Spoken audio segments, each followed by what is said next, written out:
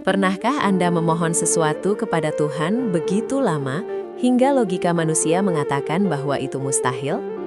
Bayangkan, Anda sudah berusia hampir 1 abad.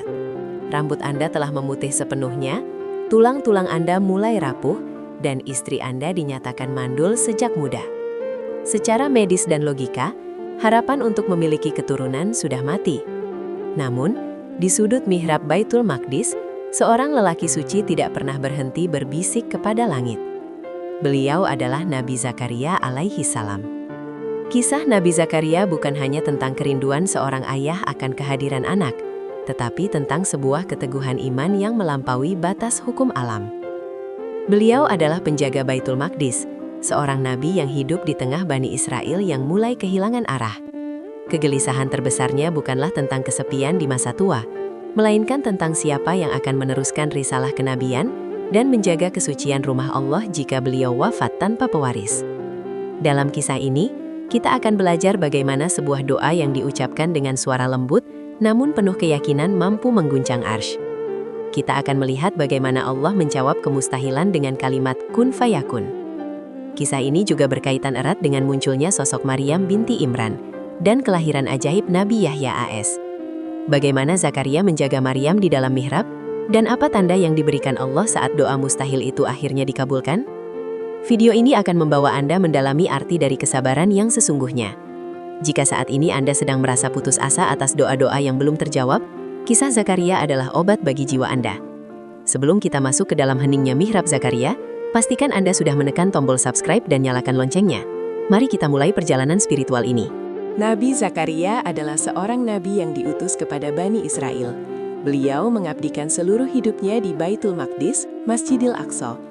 Beliau dikenal sebagai sosok yang sangat dihormati dan menjadi tumpuan umat dalam urusan agama. Namun, hidupnya penuh dengan kesederhanaan. Zakaria bekerja sebagai tukang kayu untuk menafkahi keluarganya, membuktikan bahwa seorang nabi pun bekerja keras dengan tangannya sendiri. Suatu ketika, keluarga Imran, salah satu keluarga terhormat, dikaruniai seorang putri bernama Maryam. Sesuai nazar ibunya, Maryam diserahkan ke Baitul Maqdis untuk berkhidmat. Terjadi perselisihan di antara para pemuka agama tentang siapa yang berhak mengasuh Maryam. Akhirnya, dilakukanlah undian dengan melemparkan pena ke sungai. Dengan izin Allah, pena Nabi Zakaria lah yang tetap mengapung, sementara yang lain tenggelam. Zakaria pun resmi menjadi wali bagi Maryam. Disinilah Zakaria melihat keajaiban pertama yang menggetarkan hatinya. Setiap kali beliau masuk ke mihrab tempat Maryam beribadah, beliau selalu menemukan buah-buahan musim panas di musim dingin dan buah-buahan musim dingin di musim panas. Zakaria bertanya, "Wahai Maryam, dari mana datangnya rezeki ini?" Maryam menjawab dengan tenang, "Itu dari sisi Allah. Sesungguhnya Allah memberi rezeki kepada siapa yang Dia kehendaki tanpa perhitungan." Jawaban Maryam ini menjadi percikan api harapan bagi Zakaria. Beliau berpikir, jika Allah mampu mendatangkan buah di luar musimnya, bukankah Allah juga mampu mendatangkan buah hati di luar masa kesuburan manusia? Bab ini mengajarkan kita bahwa terkadang Allah memperlihatkan keajaiban pada orang lain untuk memotivasi kita agar kembali meminta kepadanya. Terinspirasi oleh keajaiban yang dialami Maryam, Nabi Zakaria langsung masuk ke mihrabnya. Beliau tidak meminta dengan suara keras, melainkan dengan suara yang sangat lembut, sebuah bisikan hati yang sangat tulus kepada Allah. Beliau mengadu tentang kondisinya. "Ya Tuhanku, sesungguhnya tulangku telah lemah dan kepalaku telah ditumbuhi uban, dan aku belum pernah kecewa dalam berdoa kepadamu ya Tuhanku." Doa Zakaria sangatlah indah. Beliau tidak meminta anak hanya untuk teman di masa tua atau pewaris harta. Beliau berkata, "Dan sesungguhnya aku khawatir terhadap mawaliku, penerusku, sepeninggalku. Sedang istriku adalah seorang yang mandul, maka anugerahkanlah aku dari sisimu seorang putra yang akan mewarisi aku dan mewarisi sebahagian keluarga Yakub. Dan jadikanlah ia ya Tuhanku, seorang yang diridhoi." Beliau mengkhawatirkan agama Allah. Beliau takut jika kepemimpinan agama jatuh ke tangan orang-orang yang hanya mengejar dunia. Zakaria mengajarkan kita adab berdoa. Mulailah dengan mengakui kelemahan diri di hadapan Allah, sebutkan nikmat-nikmatnya di masa lalu, dan sampaikan niat yang mulia di balik permintaan tersebut. Meskipun secara fisik beliau sudah selesai, namun iman beliau mengatakan bahwa Allah tidak pernah dibatasi oleh usia. Bab ini adalah pengingat bagi kita bahwa doa adalah tali pusar yang menghubungkan hamba yang lemah dengan Tuhan yang Maha Kuat. Jangan pernah merasa malu untuk meminta hal yang besar, karena bagi Allah, memberikan alam semesta ini hanyalah hal kecil. Allah tidak membiarkan hambanya menunggu terlalu lama ketika permintaan itu tulus. Saat Nabi Zakaria sedang berdiri melaksanakan sholat di mihrab, malaikat Jibril datang menghampirinya. Pemandangan ini sangat luar biasa. Seorang nabi tua yang sedang bersujud tiba-tiba didatangi makhluk cahaya yang membawa berita paling mustahil di telinga manusia. Malaikat berseru, "Wahai Zakaria, sesungguhnya kami memberi kabar gembira kepadamu dengan seorang anak laki-laki namanya Yahya, yang belum pernah kami buat orang yang serupa dengan dia sebelumnya. Nama Yahya sendiri diberikan langsung oleh Allah, yang berarti ia akan hidup atau dihidupkan. Ini adalah penghormatan yang sangat besar, sebuah nama yang mengandung doa dan mukjizat." Mendengar berita itu, Zakaria sempat tertegun, bukan karena beliau ragu, melainkan karena rasa takjub yang luar biasa. Beliau bertanya, "Ya Tuhanku, bagaimana akan ada anak bagiku? Padahal istriku adalah seorang yang mandul, dan aku sendiri sesungguhnya sudah mencapai usia yang sangat tua." Allah menjawab melalui malaikatnya dengan kalimat yang mematikan segala keraguan. "Hal itu adalah mudah bagiku, dan sesungguhnya telah aku ciptakan kamu sebelum itu, padahal kamu belum ada sama sekali. Jika menciptakan manusia dari tiada saja Allah bisa, apalagi sekadar menghidupkan rahim yang mandul." Bab ini mengajarkan bahwa janji Allah seringkali datang di saat kita benar-benar pasrah dan tidak memiliki sandaran selain Dia. Sebagai penguat hati, Nabi Zakaria memohon sebuah tanda kepada Allah agar beliau tahu kapan keajaiban itu dimulai. Allah berfirman, "Tandamu ialah bahwa kamu tidak dapat berbicara dengan manusia selama 3 malam, 3 hari, padahal kamu sehat." Ini adalah tanda yang sangat unik. Beliau tidak bisu karena sakit, namun lisan beliau terkunci untuk berbicara kepada manusia, sementara untuk berzikir dan bertasbih, lidah beliau tetap lancar. Selama 3 hari itu, Zakaria hanya berkomunikasi dengan kaumnya menggunakan isyarat tangan. Beliau meminta mereka untuk bertasbih pagi dan petang. Masa-masa diam ini digunakan Zakaria untuk fokus sepenuhnya bersyukur kepada Allah. Beliau menarik diri dari urusan duniawi dan menenggelamkan diri dalam samudra syukur. Tanda ini mengandung pelajaran mendalam.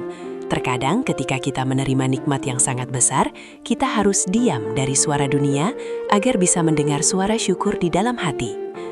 Diamnya Zakaria adalah bentuk penghormatan atas mukjizat yang sedang terjadi di dalam rahim istrinya. Allah mengubah kondisi fisik istri Zakaria dalam sekejap. Rahim yang kering menjadi subur kembali. Bab ini mengingatkan kita bahwa ada saat-saat di mana kata-kata tidak lagi cukup untuk mengungkapkan kebesaran Allah. Dan diam, puasa bicara, adalah cara terbaik untuk merenungi keajaibannya. 9 bulan kemudian, lahirlah bayi laki-laki yang telah dijanjikan, Yahya AS. Kelahirannya membawa cahaya baru bagi Bani Israel. Yahya sejak kecil sudah menunjukkan tanda-tanda kenabian. Beliau adalah anak yang sangat lembut, berbakti kepada orang tua, dan diberikan hikmah oleh Allah sejak masih kanak-kanak. Zakaria mendidik Yahya dengan penuh kasih sayang, namun tetap tegas dalam urusan agama.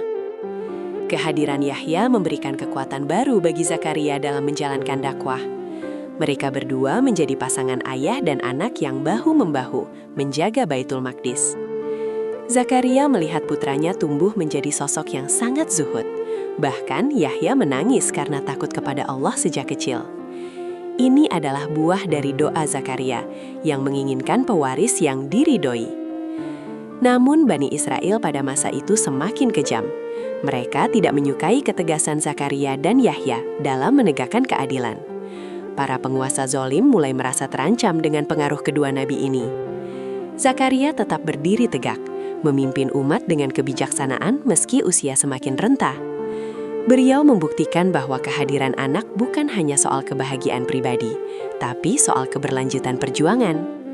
Bab ini mengajarkan bahwa kesuksesan orang tua adalah ketika melihat anaknya menjadi hamba Allah yang lebih baik dari dirinya sendiri. Doa Zakaria terkabul dengan sempurna. Yahya bukan hanya seorang putra, tapi juga seorang nabi yang mulia. Akhir hidup Nabi Zakaria AS sangatlah tragis namun mulia. Bani Israel yang diprovokasi oleh penguasa zolim mulai mengejar Nabi Zakaria untuk dibunuh. Hal ini dipicu oleh kemarahan mereka terhadap Nabi Yahya yang menentang pernikahan raja yang melanggar hukum Allah. Setelah Yahya dibunuh secara keji, mereka pun memburu ayahnya, Zakaria. Nabi Zakaria lari ke sebuah hutan untuk menyelamatkan diri. Dalam pelariannya, sebuah pohon besar dengan izin Allah terbelah dan mempersilahkan Nabi Zakaria bersembunyi di dalamnya. Namun, iblis memberitahukan persembunyian itu kepada para pengejarnya dengan menunjukkan ujung jubah Zakaria yang terjepit. Karena tidak bisa mengeluarkan Zakaria, mereka memutuskan untuk menggergaji pohon tersebut menjadi dua. Nabi Zakaria wafat sebagai syahid di dalam pohon tersebut.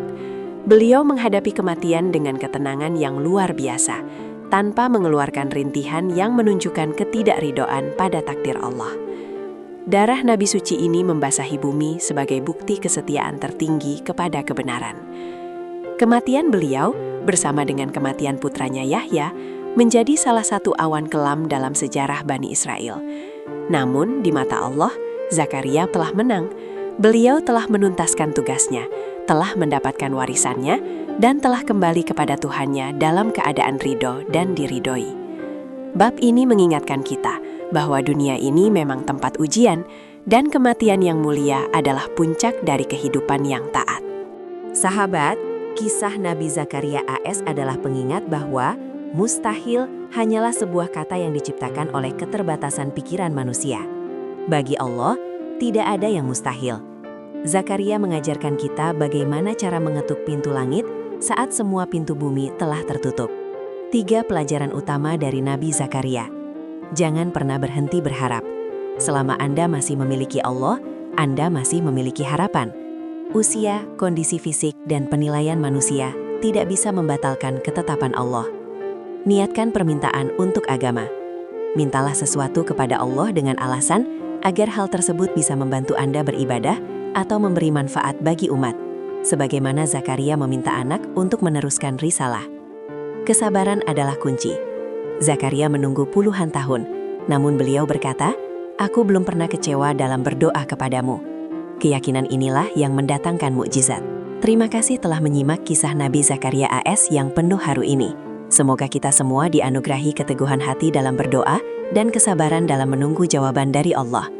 Jika Anda merasa video ini bermanfaat, jangan ragu untuk klik like, share, dan subscribe. Tulis di kolom komentar, "Ya Allah, kabulkanlah doa-doa kami yang tampak mustahil menurut kami, namun mudah bagimu." Saya Suara Surau, sampai jumpa di kisah Nabi selanjutnya.